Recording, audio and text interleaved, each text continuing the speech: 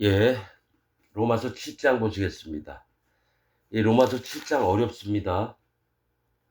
그런데 영적으로 있는 부분들을 좀 얘기를 하고 그렇게 하겠습니다. 형제들아, 내가 법 아는 자들에게 말하노니 너희는 율법이 사람의 살 동안만 그를 주관하는 줄 알지 못하느냐. 그러니까 내가 법 아는 자들은 유대인들에게 얘기를 하는 겁니다.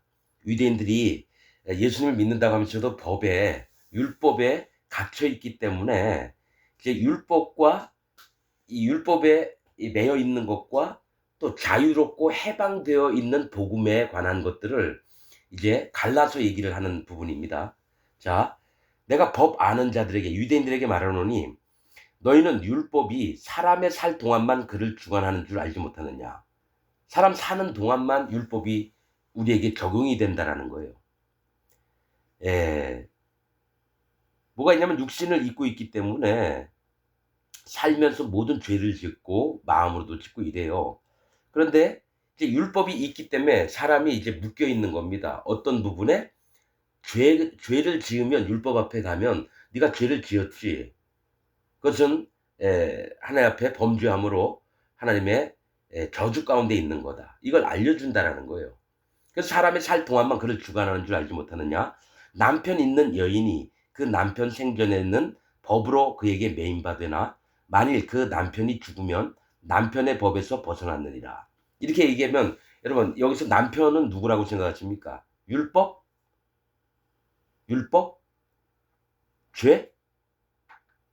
자, 그전에는 제가 남편을 율법으로 봤어요. 그런데 희한한 거는 뭐 남편이 죽었다. 그러면 율법이 죽었다라는 건데, 저기, 예수님은 뭐라 그랬냐면, 내가 율법을 폐하러 온 것이 아니라 율법을 완성하러 오셨다 그랬거든요. 그러면 이 남편이, 그러면 말이 안 되는 것 같았어요. 그런데 이제 어떤 얘기를 들었느냐. 이 구원파에서는 이 남편을 죄라고 얘기합니다. 죄. 그러니까 죄가 있는 여인은 하나님과 신부될지 않는데 죄가 있으면 신부가 못 돼요. 그럼 남편이 죽으면 이 여자는 딴 데로 시집갈 수 있다고 좀 있으면 얘기하는데 그러면 이 남편이 율법이냐 죄냐? 구원파에 속한 자들은 이거를 죄라고 얘기합니다. 그래도 해석은 돼요. 그럼 율법이 죄냐? 이게 좀 있으면 나옵니다.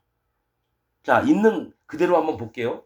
남편이 있는 여인은 뭐가 있냐면 율법을 믿고 있는 여인이에요. 율법에 속해 있는 여인을 얘기를 해요. 그러니까 율법과 결혼한 여자를 얘기하는 거예요. 남편이 있는 여인은. 그 남편 생전에 율법이 살아있을 때에는 법으로 그에게 매인받으나 즉 율법이 살아있기 때문에 그 여자가 그 율법에 매인받았다라는 거예요. 근데 만일 그 남편이 죽으면 즉 율법이 없어지면이에요. 남편의 법에서 벗어났느니라. 율법의 법에서 벗어났대요. 그러므로 만일 그 남편 생전에 다른 남자에게 가면 음부라. 음부는 뭡니까? 바람피는 여자, 간음한 여자가 된다라는 겁니다. 그런데 이르되 남편이 죽으면 그 법에서 자유케 되나니 다른 남자에게 갈지라도 음부가 되지 아니하니라. 즉 율법이 죽으면 없어지면 그 법에서 자유케 돼요. 즉 율법이 옛날에는 없었어요. 모세의 율법 이전에는 율법이 없었어요. 그러면 죄를 지어도 그걸 죄로 알지 못했는데 율법이 오고 나서는 내가 어떤 죄를 지면 아 이게 죄구나 알았다라는 거죠. 그래서 그 남편 율법에 속해 있게 됐다는 거예요. 마음으로. 그래서 그 법에서 자유케 되라니 다른 남자에게 갈지라도 음부가 되지 않으니라. 간음하는 여자가 되지 않는다라는 거예요. 자, 좀 더 보면은 지금 얘기한 게 지금 이 얘기 저기 특히 구원파단 박옥수 밑에 있는 자들은 좀 얘기를 깊게 들어봐야 됩니다. 박옥수 밑에 있는 자들은. 자, 구원파.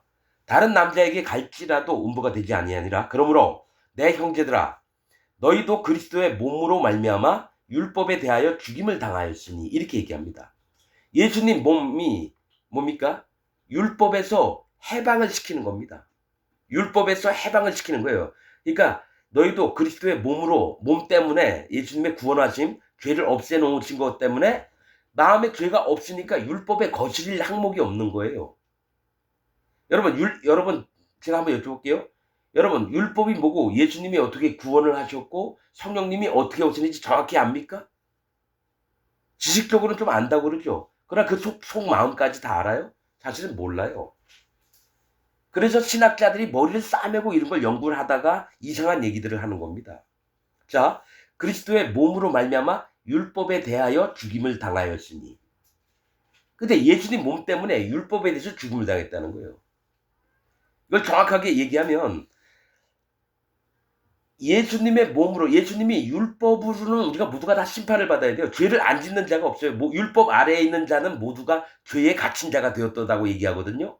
그러면 율법은 모든 사람을 뭡니까? 정죄하는 기능이 있다라는 거예요. 정죄. 그래서 예수님의 몸으로 말미암아 율법으로 우리가 죽을 수밖에 없는 자가 예수님과 함께 세례를 받음으로 함께 예수님이 세례 받을 때 나도 같이 세례를 받고 예수님 십자가에 못이 박혔을 때 나도 같이 죽임을 당했다는 거예요. 율법에 대하여 죽임을 당할 수 있는 뭐냐면 율법은 사람을 정죄를 합니다. 정죄. 그래서 모든 사람이 죄 아래 갇혔고 의인은 없나니 하나도 없으며 이 얘기를 하는 거예요. 그래서 율법 때문에 내가 죽임을 당할 수밖에 없는데 예수님의 몸으로 말미암아 내가 같이 죽임을 당했다라는 거예요. 그럼 내가 죽을 대신에 예수님이 죽어주셨다라는 거예요. 그래서 내가 죽을 몸이 예수님의 몸이 대체하셔서 죽임을 당함으로 내가 함께 율법에 대하여 죽임을 당했다는 거죠. 요 전에 읽었던 그 로마서 뭡니까? 그리스도와 합하여 세례를 받은 자는 그리스도와 함께 장사 지내었다고 같이 죽었다라는 거예요. 그 다음에 예수님께 세례와 함께 뭡니까? 세례를 함께 받은 자는 또 다시 부활했다고 나옵니다. 다시 살아났노라. 그러니까 예수님이 움직이실 때마다 내가 예수님 몸하고 같이 있는 걸 얘기를 해요. 그래서 예수님의 몸으로 말미암아 율법에 대해서 나도 죽었다라는 거예요. 예수님 십자가에서 죄의 심판을 당해주신 게 내가 심판을 당한 겁니다. 이는 다른 이 곧 죽은 자 가운데서 살아나신 이에게 가서 우리로 하나님을 위하여 열매를 맺히게 하려 함이니라. 이 얘기 뭡니까? 다른 이, 즉 예수님, 우리가 율법에 대해서는 죽음을 당했다는 거예요. 그런데 다른 이가 곧 예수님이 곧 죽은 자 가운데서 살아나신 이에게 가서, 자, 다른 이가 누구냐? 곧 예수님인데 그분은 죽은 자 가운데서 살아나신 이에게 가서 우리로 하나님을 위하여 열매 맺히게 하려 함이니라. 뭡니까? 우리 마음에 이 열매가 성령님입니다. 그러니까 예수님이 내가 율법으로는 죽을 수밖에 없는데 예수님이 자기 몸을 우리를 대신해서 십자가에 달려 돌아가신 다음에 그 다음에 우리에게 열매를 맺게 하려고 하는 것은 마음에 성령님이 오셔서 하나님의 자녀가 되게 하려고 한다는 겁니다. 자, 열매를 맺히게 성령님을 주시려고 예수님이 죽으셨다는 거예요. 그래야지 하나님 자녀가 됩니다. 성령님이 안 계신 자는 하나님의 자녀가 안 됩니다. 하나님이 거룩하시니 하나님의 자녀들도 거룩하게 만들려고 했다라는 거죠. 우리는 예수님이 우리를 구원해서 천국만 간다고 그렇게 믿고 있잖아요. 그게 아니라 성경에서는 정확하게 그러면 얘들이 천국을 오려면 거룩하고 흠이 없어야 되는데 그걸 누가 할 거냐? 예수님이 하신 거예요. 그리고 예수님이 하나님 보좌 우편으로 올라가셨어요. 그럼 이 땅에 있을 때에도 우리를 지키시려고 성령님을 주시려고 계획을 그렇게 짜신 겁니다. 하나님께서. 그래서 열매를 맺히게 하려 함이니라. 성령님을 우리에게 주시려고 하려 함이니라. 우리가 육신에 있을 때에는 우리가 몸에 있을 때에는 율법으로 말미암는 죄의 정욕이 우리 지체 중에 역사하여 우리로 사망을 위하여 열매를 맺게 하였더니, 자, 열매가 두 번째 나옵니다. 자, 우리가 육신에 있을 동안에는 우리가 몸에 육신의 정욕과 죄의 열매들을 맺고 있을 때에는 율법으로 말미암는 죄의 정욕이 우리 지체 중에 역사해요. 자, 율법으로 말미암는 죄의 정욕이 우리 지체 중에 역사해요. 그럼 율법 때문에 죄의 정욕이 우리 안에 있었다라는 거예요. 이게 말이 됩니까? 그러니까 우리가 죄 중에 있을 때에는, 육신에 있을 때에는 율법으로 말미암는 죄의 정욕이 우리 지체 중에 역사하여 우리로 사망을 위하여 열매를 맺게 하였더니, 이 얘기는 뭐냐면 율법이 잘못한 게 아니에요. 지금 말 자체로는 율법이 잘못한 거예요. 율법 때문에 죄의 정욕이 우리 몸속에 들어왔다라는 거예요. 그거 말이 맞습니까? 아니죠. 뭐가 있냐면 율법 때문에 우리가 죄를 깨달아서, 아, 내가 죄의 정욕이 몸 안에 있구나, 내 마음 안에 있구나, 죄를 짓고 싶은 마음이 있는 거예요. 이게 우리 중에 역사에서 우리로 사망을 위하여 열매를 맺게 했다는 거예요. 육신에 있을 때에는. 즉 율법 때문에 우리가 사망을 당할 거다라고 얘기를 해주시고 있었다라는 거예요. 율법이 육신에 있는 자들에게, 죄의 경력이 있는 자들에게 사망을 위해서 열매를 맺게 했다는 게 뭡니까? 율법의 고난입니다. 율법의 고난이라는 거예요. 너희가 다 죄 중에 있느냐? 그러면 하나님 말씀으로, 율법으로 보자면 너희가 전부 다 심판받으리라, 이겁니다. 그래서 죄의 정욕이 우리 지체 중에 역사에서 우리로 사망을 위하여 열매를 맺게 하였더니 그것을 율법이 알려주고 있다는 걸 얘기한다는 거예요. 하였더니 이제는 우리가 얽매였던 것에 대하여 죽었으므로 율법에서 벗어났으니. 자, 우리가 얽매였던 게 뭡니까? 얽매였던 게 뭐예요? 죄죠. 그럼 그 죄를 계속해서 찝어내고 가르쳐 주셨던 게 뭡니까? 율법이에요. 그래서 우리가 죄에 대해서 우리가 얽매였던 것에 대해서 죽었다라는 거예요. 죄가 없어졌다라는 겁니다. 그럼 율법에서 벗어나는 거예요. 율법의 목적은 죄를 깨달아서 알게 해서 하나님 앞에 회개케 하고 돌아오고 할례를 받는 마음을 갖게 하는 게 율법의 목적입니다. 이 율법이 사람의 마음에 할례를 받게 하려고 하나님이 모세에게 미리 주시고 한참 있다가 예수님이 오시는 겁니다. 율법의 목적은 뭐라 그랬죠? 거룩이에요. 네가 거룩해질 수 있냐? 그럼 율법 한번 지켜봐라. 아무리 해도 율법을 지켜보려 했는데 율법을 못 지켜요. 그래서 그 율법을 대신해서 예수님이 오신 겁니다. 그래서 율법으로는 죄를 깨달음이니라. 즉 율법은 죄를 깨달아서 하나님 앞에 마음을 낮추고 내 꼬라지를 인정해서 예수님이 오시는 마음에, 예수님이 오시는 것을 쉽게 받아들일 수 있도록 율법을 주셨다는 거예요. 율법은 마음을 깨뜨리려고 주셨다는 겁니다. 우리 마음을. 예수님을 순수하게 받아들이려고. 그래서 우리가 얽매였던 것에 대하여 죽었으므로 율법에서 벗어났으니. 자, 우리가 얽매였던 건 죄입니다. 죄에서 예수님이 오셔가지고 싹 죄를 없애놨으면 율법이 와서 얘기를 해도 네가 살인을 했느냐? 예, 제가 살인을 했습니다. 그러나 예수님이 이 죄까지도 십자가에서 피를 흘려서 다 없앴습니다. 네가 간음했느냐? 그러면 예, 제가 간음을 했습니다. 그러나 예수님이 오셔서 이 간음한 죄까지도 싹 없앴습니다. 그래서 율법에서 벗어나는 거예요. 율법은 뭡니까? 네가 죄를 지면 죽임을 당하는 겁니다. 근데 그 죽임을 당할 것을 예수님이 대신 죽어줬기 때문에 율법에서 벗어나게 됐다는 거예요. 율법에서 벗어났으니 이러므로 우리가 영의 새로운 것으로 섬길 것이요 의문의 묵은 것으로 아니할지니라. 그러니까 뭐냐면 예수님이 오셔서 하려고 했던 건 우리의 구원이지만 더 정확하게 얘기하면 우리 마음에 성령님을 주시려고 했다는 거예요. 예수님이 성령님을 주셔야지만 이 땅에서 예수님을 믿었던 자들이 성령님을 입고 마음에 입고 옷을 입고 거룩을 입고 의로움을 입고 정결함을 입어서 하나님 나라에 가서 하나님 자녀가 되는 거예요. 그래서 우리가 영의 새로운 것으로 섬길 것이죠. 영의 새로운 게 뭡니까? 성령님이에요. 이전에는 썩은 양심, 부패진 양심으로만 그냥 살면서 육신의 일들을 했지만 이제 새 그릇이 됐어요. 새 마음을 입어서 하나님이 마음을 다시 만듭니다. 성령님이 우리 속에 들어오셔서 우리를 새 사람으로 바꿉니다. 이건 제 얘기가 아니라 성경에 있습니다. 예수님으로 말미암아 너희가 새 사람을 입을지어다. 새 사람을 입어야 되는 거예요. 누가요? 마음에 성령님이 오시면 새 사람을 입게 되는 겁니다. 그래서 영의 새로운 것으로 섬길 것이며 의문의 묵은 것으로 아니할지라. 율법으로 섬기는 게 아닙니다. 의문의 묵은 것은 율법을 얘기하는데 의문이 형식이라고 그랬죠. 전 시간에도 얘기했지만 자, 결혼식을 신랑 신부가 하고 있습니다. 그러면 진짜의 결혼식의 목적은 신랑과 신부가 정말 사랑하는 마음으로 오랫동안 행복하게 사는 게 결혼식의 목적인데 의문이라고 하는 건 뭡니까? 신랑 입장, 신부 입장, 신랑 신부 배례, 그 다음에 주례사 선생님 말씀이 있겠습니다. 그리고 신랑 신부 퇴장. 이게 의문이에요. 결혼식에 있는 형식을 가지고 이것이 율법 전체라고 믿는 거예요. 그래서 여러분 이 신약에서는 나는 자꾸 율법을 원수됐다고 표현합니다. 그래서 궁금했어요. 아니 율법도 하나님이 주시고 거룩한 건데 왜 우리한테 왜 원수가 됐다 그러느냐. 뭐가 있냐면 의문의 것이 했다는 게, 그 원수가 뭐냐면 율법의 핵심은 모르고 겉모습만 보는 거예요. 율법에 대해서 지키느냐 안 지키느냐 그것만 따진다라는 거예요. 율법에 진짜 하나님이 율법을 주셔서 우리가 그 율법 때문에 깨닫고 영의 인도하심을 받고 이런 건 생각 안 하고 그냥 살인하지 말라. 그럼 살인했느냐 안 했느냐 이것만 따져요. 그러니까 선악과만 따진다는 거예요. 선악과를 따먹는 죄를 범하는 게 뭐냐? 선악을 내가 판단을 하는 겁니다. 이 사람 살인하지 말라 그랬는데 살인했느냐?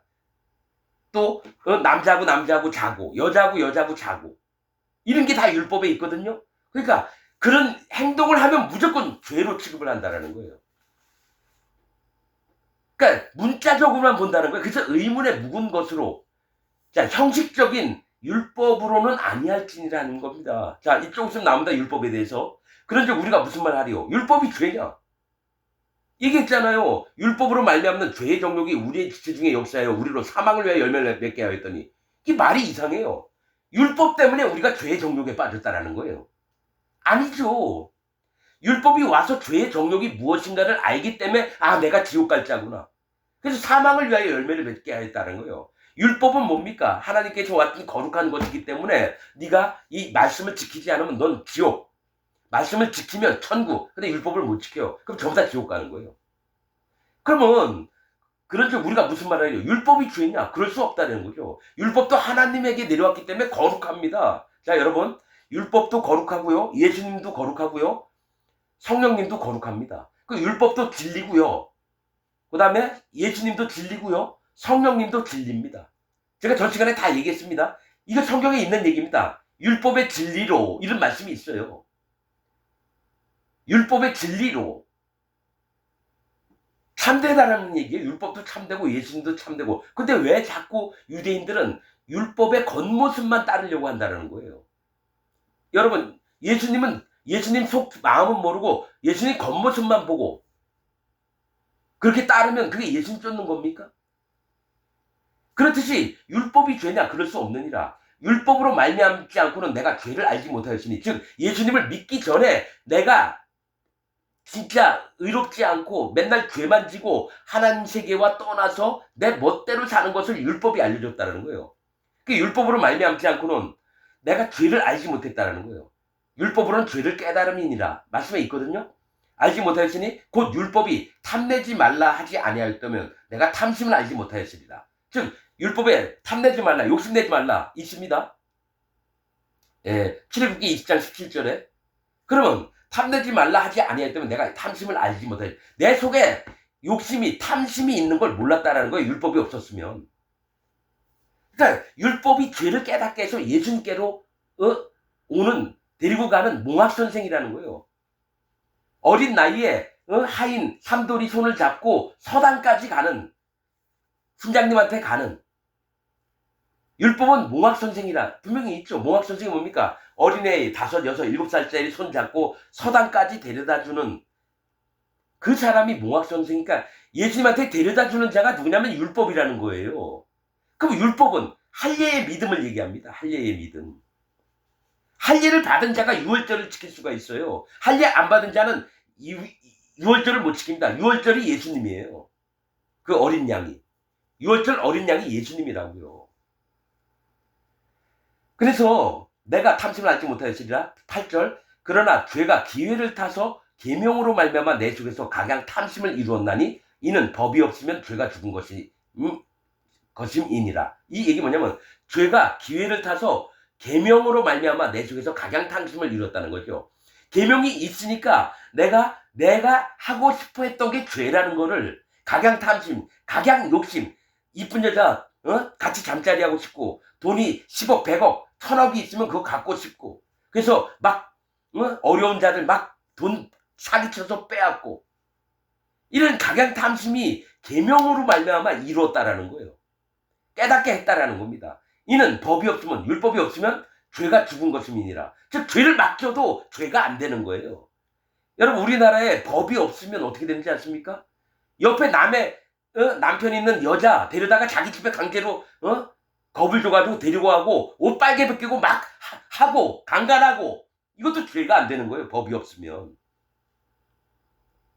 법이 없으면 죄가 죽은 것임이니라. 전에 법을 깨닫지 못할 때에는 내가 살았더니 계명의 이름에 죄는 살아나고 나는 죽었도다. 이 율법에 대해서 얘기 또 합니다. 여러분 이 시간에 율법과 하나님의 의와 구원과 또 예수님이 하셔서 그 다음에 성령님을 어떻게 데리고 오시는지 우리 마음에 어떻게 입혀주시는지 이 부분을 얘기하는 겁니다. 전에 법을 깨닫지 못할 때는 나에게 율법이 없었어요. 이건 뭡니까? 유대인들은 율법이 맨날 들어서 알잖아요. 이방인들은 법이 없었어요. 하나님 계명이 없었다고요. 그래서 그 깨닫지 못했었어요. 이게 죄구나 하는 걸 몰랐어요. 근데 그때는 법을 깨닫지 못할 때 내 마음에 법이 없었을 때는 내가 살았더니 이 육체가 살았다라는 거예요. 내가 하고 싶은 대로 다 했다라는 거예요. 내가 살았더니 계명이 이름에 하나님의 율법이 이름에 죄는 살아나고 내가 이게 죄인 줄 몰랐는데 하나님의 율법을 딱 계명을 만나고 나니까 이게 죄네? 그죠? 그럼 내 마음에 여태까지 살아온 게 다 죄잖아. 그러면서 죄를 깨닫게 돼서 죄를 살아나고는 죄를 인정하게 되고 나는 죽었도다. 왜냐? 율법의 판단으로 보면 나는 죽임을 당할 자예요. 난 지옥 가도 아무 할 말이 없는 자라는 거죠. 죄는 살아나서 죄가 살아나면 뭡니까? 하나님의 심판대 앞에 서는 거예요. 지옥을 가게 되는 겁니다. 그래서 나는 죽었도다. 10절 생명에 이르게 할 그 계명이 율법을 얘기해요. 그 율법이 내게 대하여 도리어 사망에 이르게 하는 것이 되었도다. 율법 앞에서는 모두가 다 지옥 갑니다. 그럼 지옥 안 가려면 율법을 뛰어넘는 뭐가 있어야 되는 거예요.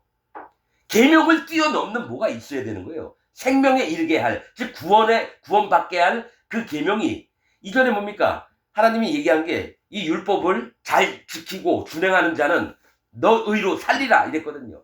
그러면 율법 잘 지키면 너는 살아나고 율법 못 지키면 넌 죽는다는 얘기였어요. 그래서 생명에 이르게 할 그 계명이 내게 대하여 도리어 사망에 이르게 하는 거죠. 나는 그래서 하나님이 율법을 주시니까 거룩하고 진리니까 그것을 지키려고 애는 썼는데 결국에는 사망에 이르게 돼. 지옥의 갈 자가 됐다는 거예요. 사망에 이르게 하는 것이 되었도다. 죄가 기회를 타서 지금 이게 대부분 뭐냐면 유대인과 로마인들에게 얘기를 하지만 하나님이 율법을 주신 목적을 계속 설명하는 겁니다. 죄가 기회를 타서 계명으로 말미암아 나를 속이고 그것으로 나를 죽였는지라. 이게 뭐냐면 죄가 사단 마귀가 어떻게 공격을 하느냐. 죄가 기회를 탔다. 이 얘기는 때를 기다렸다가 율법을 끄집어내는 거예요. 사단 마귀가 율법을 끄집어내는 거예요. 하나님 주셨던 계명으로 말미암아 나를 속였다라는 거예요. 자, 사단 마귀가 하는 얘기가 야 하나님 말씀이 살인하지 말라, 간음하지 말라, 도둑질하지 말라 이런 말씀 하셨거든. 너 이거 잘 지켜. 그럼 너는 구원을 받을 거야. 이렇게 속였다라는 거예요. 죄가 기회를 타서 이 죄는 뭡니까? 사단 마귀에게 있는 탐심을 자극을 해서 욕심을 이끌어내요. 그래서 여러분 뭡니까? 욕심이 잉태하여 죄를 낳고 죄가 장성하여 사망을 낳는다고. 그러니까 뭐냐면 욕심이 죄가 되게끔 또 죄가 기회를 타서 사망에 이르게끔 만드는 거예요. 여러분 죄의 근원은 욕심입니다. 죄의 근원은 욕심이에요. 제가 전 시간에도 다 얘기했습니다. 하나님이 나 외에 다른 신을 두게 하지 말라. 또 그 다음에 나오는 게 우상을 만들지 말라. 10번째 하나님 이름 망령띠. 그게 뭐냐면 자, 나 외에 다른 신을 네게 두지 말지니라 했는데 거기부터 어겨요. 뭐냐? 마음에 욕심이 조금이라도 있으면 우상을 섬기는 겁니다. 우상을 섬기는 자들은 대부분 욕심부터 시작을 해요. 내가 그냥 부처 만들고 내가 이 부처를 섬길게 이렇게 하는 게 아니에요. 보니까 사람들을 끌어모으려면 뭔가 만들어야 되겠다. 그러면 헌금도 많이 들어오고 재산 갖다 바치는 자도 많겠구나. 그러면 뭡니까? 하나님 말고 다른 우상을 짓는데 그게 원초적인 욕구가 뭐냐? 욕심 때문에 우상을 만들게 됩니다. 그래서 성경에 뭐가 있습니까? 탐심은 우상 숭배니라. 즉 욕심을 내는 것 자체가 우상 숭배입니다. 그 모든 인간들이 욕심이 있는데 전부 다 우상 숭배를 하는 거예요. 그래서 하나님이 일계명을 뭡니까? 나 이외에 네게 다른 신을 두지 말지니라. 욕심 부리지 말라는 거예요. 그러면 사람마다 다 욕심이 있는데 그럼 어떻게 해야 돼요? 인정해야죠. 난 욕심 덩어리입니다. 나는 우상 섬기는 자입니다. 이걸 인정을 해야 되는 거예요. 그래서 죄가 기회를 타서 계명으로 율법으로 말미암아 나를 속이고 사단마귀가 야야야 계명 잘 지켜 잘 지켜 그럼 넌 천국 갈 거야. 그렇게 속여놓고 나중에는 사망 죽여버린다라는 거예요. 자 12절 이로 보건대 율법도 거룩하며 계명도 거룩하며 의로움을 선하도다. 여러분 율법이 거룩하다는 말 여러분 이따 내가 했죠. 율법도 거룩하고 예수님도 거룩하고 성령님도 거룩하다 그랬죠. 율법도 거룩합니다 여러분. 근데 지금 기독교인들은 율법 하니까 잘 못 지키고 그러니까 이젠 예수님이 나오셨으니까 율법은 그냥 다 저쪽으로 치워놔. 이거 아닙니다. 여러분 율법은 옛날에도 모세 때도 있었지만 예수님 구름 타고 오시는 날까지도 있는 게 율법이에요. 율법으로는 죄를 깨달아서 하나님이 내 마음에 들어오실 수 있도록 기초 작업을 하는 게 율법이란 말이에요. 율법도 거룩하며 근데 이 율법의 핵심이 또 뭐가 있냐면 여호와 하나님을 경외케 하는 겁니다. 내가 하나님 말씀을 하나도 못 지키니까 하나님 죄송합니다. 내가 이런 꼬라지가 이런 자네요. 오직 거룩하신 분은 여호와 하나님밖에 없습니다. 그래서 자기 마음을 낮추며 여호와 하나님을 높이는 마음이 있는 게 율법이고 할례입니다. 율법이 거룩도 요구하고요. 죄를 깨닫는 것도 요구하지만 뭡니까? 하나님을 경외하는 마음도 갖게 하는 게 율법이에요. 그래서 여러분 율법의 대표가 십계명인데 언약궤를 맨 제사장들이 앞으로 전진하면요. 이스라엘 백성들은요. 2000규빗을 떨어져서 그 언약궤를 따라갑니다. 성경에서 2000규빗은 여호와 하나님을 경외하는 마음이에요. 그리고 성막의 짐들을 옮길 때 전부 다 청색 보자기로 먼저 쌉니다. 아니면 청색 보자기가 보이게끔 할 때도 있고요.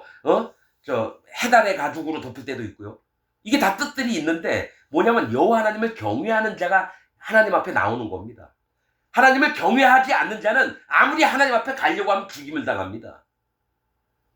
그래서 나는 지금 현재 전 세계에 있는 기독교인들이 율법, 즉 마음의 할례를 안 받고 예수님을 믿어서 이들에게 복음이 안 들어오는 겁니다. 하나님이 도장을 찍은 게 없어요.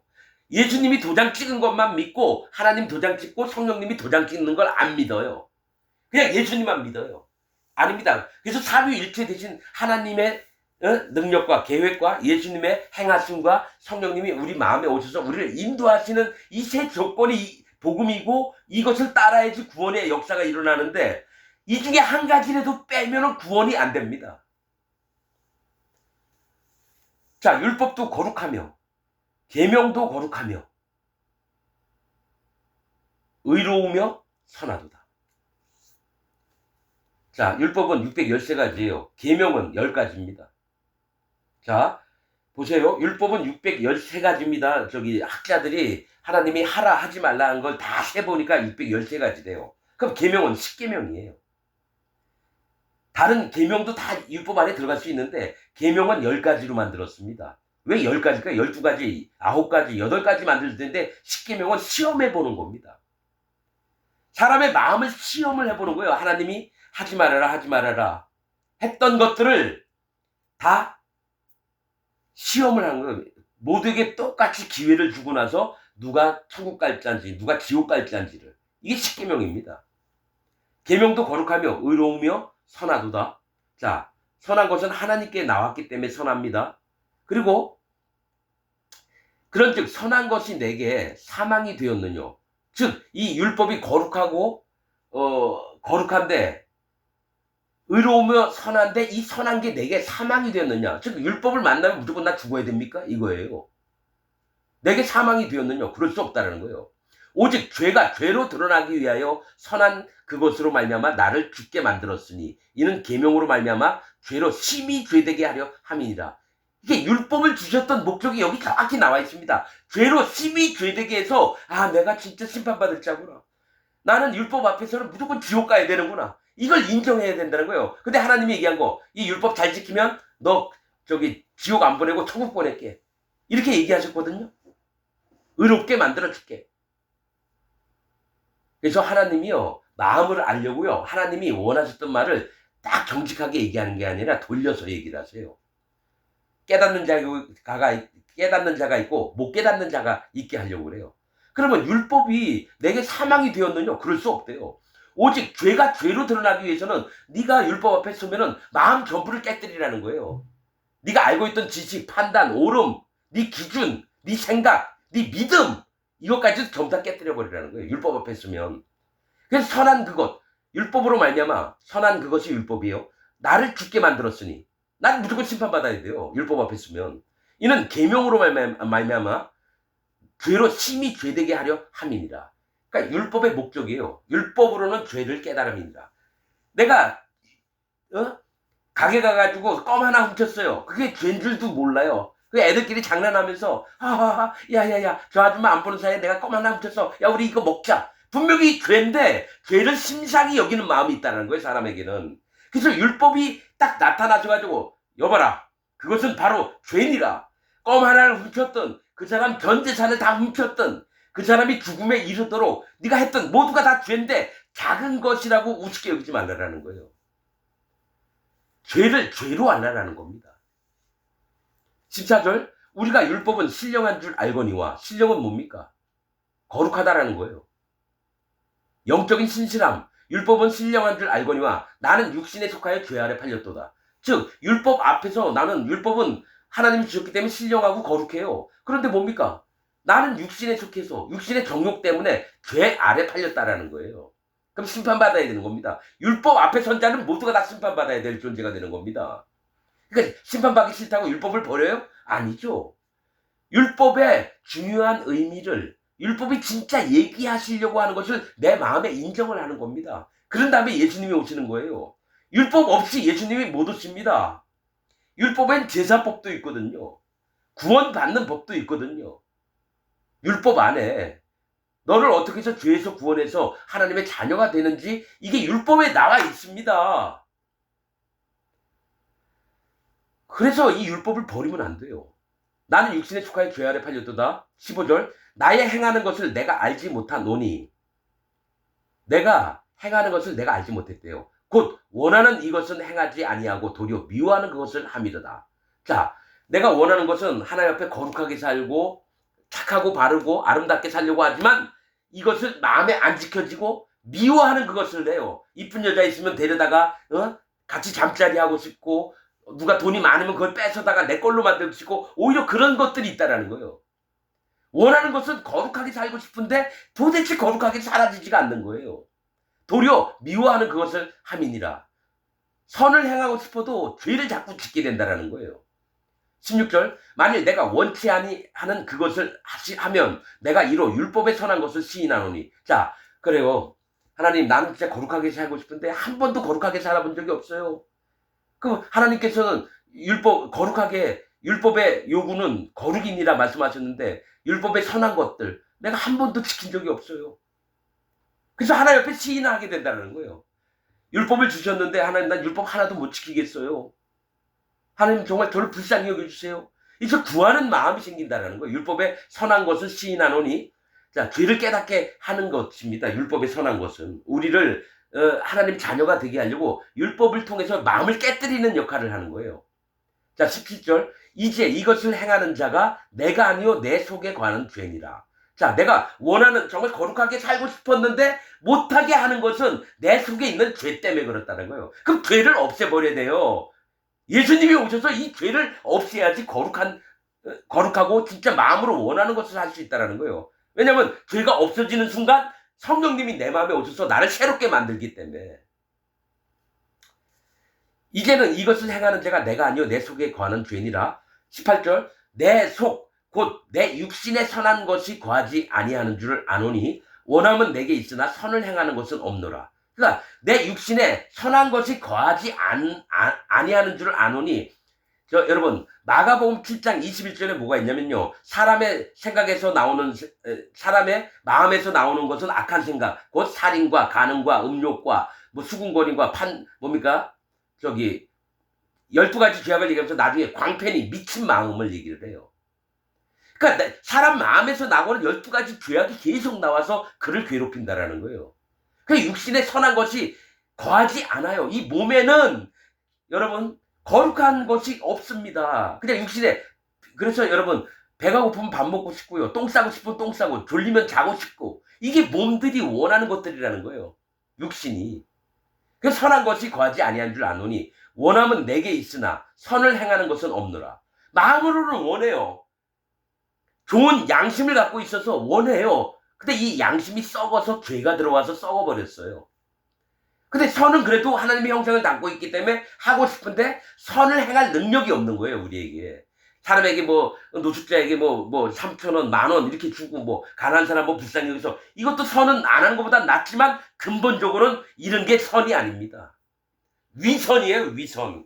너는 선을 행하지 못하는 자다. 아, 그런가요, 하나님? 이렇게 인정을 해야 되는데요. 어떻게든 말씀이 그리고 형제를 사랑하라 그러니까 옆에 사람 뭐 10,000원 주고 20,000원 주고 어려운 사람 있으면 뭐 몇십만 원 도와주려고 하고 이것도 잘하는 거지만 진짜 선은 아니고 그건 위선입니다. 속이는 선이라는 거예요. 우리는 선을 행할 수가 없어요. 나는 이거 100% 인정합니다. 나도 여러분 어떤 할아버지 폐지 주워러 다니다가 뭐 떨어지면 가서 도와주려고 그래요. 이게 선인 줄 아세요? 위선입니다. 하나님 내가 비록 이 아저씨 떨어져서 돕고는 있지만 이게 진짜 선은 아닙니다 하면서 도와줘요. 선을 행하는 것은 없노라. 내가 원하는 바 선은 하지 아니하고. 이 원하는 바 선은 뭡니까? 하나님 앞에 거룩하고 정결하고 흠이 없는 그런 모습으로 살고 싶지만 선은 안 해요. 도리어 원치 아니하는 바 악은 행하는도다. 그러니까 사도 바울은요 이거를요 정말 깊숙이 아는 게 하나님 믿는 백성들을 잡아다가 옥에 가두고 스데반 죽을 때 옆에 옷 지키고 있었잖아요. 죽는 모습을 다 지켜봤어요. 우리는 그런 적 없잖아요. 스데반처럼 여러분 돌로 사람 쳐 죽이는데 있지 않았잖아요. 근데 사도 바울은 그게 내가 했다는 걸 100% 인정하는 거예요. 스데반을 나 옷만 지키고 있었지 돌로 나는 안 쳐주겠다. 이게 아니라 하나님 내가 이 사람을 이끌어서 스데반을 죽게 한 장본인입니다. 내가 아주 몹쓸 놈이고 내가 완전히 심판받을 놈입니다. 이거를 100% 인정하면서 이런 글을 쓰는 겁니다, 여러분. 내가 원하는 바 선은 하지 아니하고 도리어 원치 않은 바 악은 행하는도다. 만일 내가 원치 아니하는 그것을 하면 이를 행하는 자가 내가 아니요 내 속에 거하는 죄입니다. 내가 몸으로 자꾸 움직여서 나쁜 짓만 골라서 하는 이유가 뭐냐면 내 속에 자리 잡고 있는 죄 때문에 그랬다는 거예요. 죄 때문에. 그러므로 내가 한 법을 깨달았노니 곧 선을 행하기 원하는 나에게 악이 함께 있는 것이로다. 자, 우리는 하나님의 형상을 닮았기 때문에요. 어떻게든 선한 일을 하고 싶어 해요. 그런데 뭐가 있냐면 내 속에는 악이 함께 있다라는 거예요. 선도 있고 악이 있다는 건 뭡니까? 선악과를 따먹어서 그런 거예요. 선악과를. 하나님이 이렇게 될까봐 선악과를 따먹지 말라고 했다라는 거예요. 선을 행하기는 원하는데 나오는 게 악밖에 없다라는 거예요.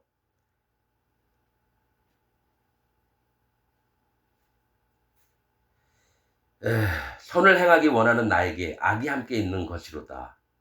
자, 22절. 내 속사람으로는 하나님의 법을 즐거워하되.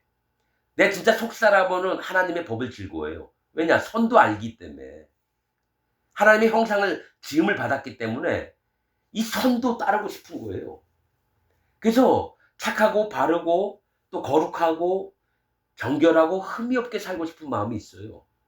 그런데 내 지체 속에서 한 다른 법인 내 마음의 법과 싸워 내 지체 속에 있는 죄의 법 아래로 나를 사로잡아 오는 것을 보는도다. 내 지체 속에서 선을 행하고도 싶지만 여러분 이 선악과를 따먹었다 그랬죠? 그러니까 골치 아픈 거예요. 선악과를 따먹은 게. 내 지체 속에서는 또 한 다른 법이에요. 이게 사망의 법입니다. 사망의 법. 내 몸속에서 한 다른 법, 사망의 법이 내 마음의 법과 싸워. 하나님의 법에 즐거워하고 이런 것과 막 싸워요.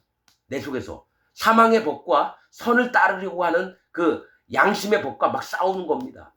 마음의 법과 싸워 내 지체 속에 있는 죄의 법 아래로 나를 사로잡아 오는 것을 보는도다. 그러니까 죽겠는 거죠, 이거. 마음으로는 이쪽으로 나가려고 그러는데 자꾸 끌어당겨요. 야, 그러지 마. 너만 잘났다 그러냐? 야, 일로 와서 나랑 같이 죄 짓자. 저 사람은 어떻게 죽여보자. 야, 우리 사기 좀 한번 쳐보자. 나를 사로잡아 오는 것을 보는도다. 24절. 오호라, 나는 곤고한 사람이로다. 오호라, 나는 곤고한 피곤한 사람이라는 거예요. 이 사망의 몸에서 누가 나를 건져내랴. 나는 이 몸을 갖고 있던 자체가 사망을 당할 자라는 거예요. 죽임을 당할 자라는 겁니다. 이 사망의 몸에서 누가 나를 건져내랴. 그러면서 나오는 얘기가 25절. 우리 주 예수 그리스도로 말미암아 하나님께 감사하리로다. 그런즉 내 자신이 마음으로는 하나님의 법을, 육신으로는 죄의 법을 섬기노라. 아예 인정을 하는 거예요. 마음으로는 하나님의 법을 섬기고요. 몸으로는 죄의 법을 섬긴다는 거예요. 여러분 아침에 일어나면 뭡니까? 피가 막 돌고 그러면 아침에 짬지가 이렇게 뻣뻣하게 올라와요. 그러다가 여자의 모양이라도 보면은 막 그 죄를 범하고 싶은 그런 것도 막 올라오고. 이 육신은 죄의 법을 섬겨요. 내 자신이 마음으로는 하나님의 법을 섬기려고 하지만 그러니까 뭡니까? 마음과 육신의 세계가 따로따로 있는 건데 이 마음이 육신의 세계에 사로잡히면 죄악 가운데 흘러들어가고요. 이 마음이 하나님으로 향해서 달려나가면 육신을 억어할 수 있는 능력이 생깁니다. 이건 우리가 하는 게 아니라 마음에 계신 성령님이 하는 겁니다. 자기가 자기 마음을 다 컨트롤해가지고 착한 쪽으로 살자. 한번 아무리 해보십시오. 나중에 사도 바울이 고백했던 것처럼 내 자신이 마음으로는 하나님의 법을, 육신으로는 죄의 법을 섬기노라. 이게 반드시 나옵니다. 진짜 하나님 앞에 바르게 살고 싶어 하는 사람들은요, 사도 바울의 고백이 똑같이 나옵니다. 그러나 육신에게 져서 그 마음이 육신에게 뺏긴 자들은 이제 이런 얘기 안 나옵니다. 그냥 되는 대로 살지 뭐. 아유, 인생 즐기면서 살아야지 뭐. 아유, 돈도 많이 벌어서 쓸 거 다 쓰고 행복하게 살아야지. 이런 식으로 나옵니다. 그러면서 여러분 다음에 로마서 8장부터 확 뒤바뀌는 얘기가 나옵니다. 여러분들 지금 로마서 7장은 율법부터 시작을 해서 그럼 율법이 죄냐? 또 그런 얘기가 있고 율법도 거룩하고 계명도 거룩합니다. 의롭고 선합니다. 그러면 율법은 왜 주셨느냐? 예수님한테 가기 전에 먼저 전 단계입니다. 이 율법의 근원을 파악지 못하고 예수님 믿잖아요. 전부 다 구원이 안 됩니다. 제가 44년 동안 예수님만 믿었어요. 그래서 진짜 구원이 뭡니까? 복음은 뭡니까? 여쭤봤는데 하나님이 이 부분을 알려주신 게 처음이 뭐냐면 출애굽기에 유월절을 지키는 자는 어느 누구든지 할례를 받은 다음에 유월절을 지켜야 돼요. 그리고 할례를 받지 않은 자는 이스라엘 백성 중에서 끊쳐지리라 이렇게 기록이 되어 있습니다. 그때 알았습니다. 그럼 내가 예수님을 잘 믿었다고 생각했는데 뭐가 잘못했을까? 내가 할례를 안 받고 예수님 믿었다라는 거예요. 그러면 율법은 또 왜 주셨나? 여쭤봤는데 하나님 깨닫게 하신 게 그게 너희 보고 할례 받으라고 율법을 준 거다. 마음의 할례. 죄를 깨달아서 하나님 경외하는 마음을 갖도록.